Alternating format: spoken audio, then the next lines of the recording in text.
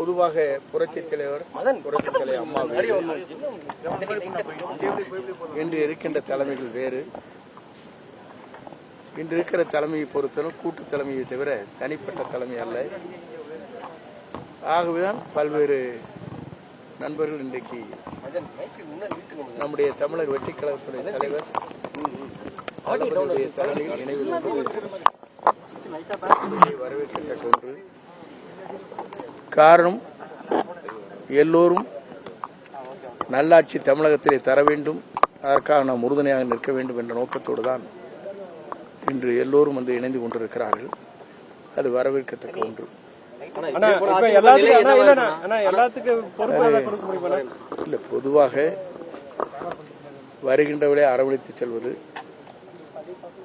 அதே நேரத்தில் அவர்களுக்கு ஏற்ப தலைவரோடு பேசி நம்முடைய பொதுச் செயலாளர் அந்த முடிவுகளை மேற்கொள்ள இருக்கிறார்கள். அவரோடு நாங்கள் அத்தனை பேரும் உறுதுணையாக இருந்து அந்த பணிகளை மேற்கொள்ள இருக்கிறோம்.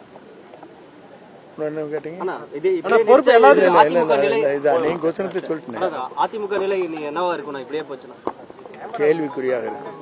பிளே ஸ்டோர் மற்றும் ஆப் ஸ்டோரில் இருந்து பாலிமர் செயலியை QR கோடு மூலம் பதிவிறக்கம் செய்யுங்கள்.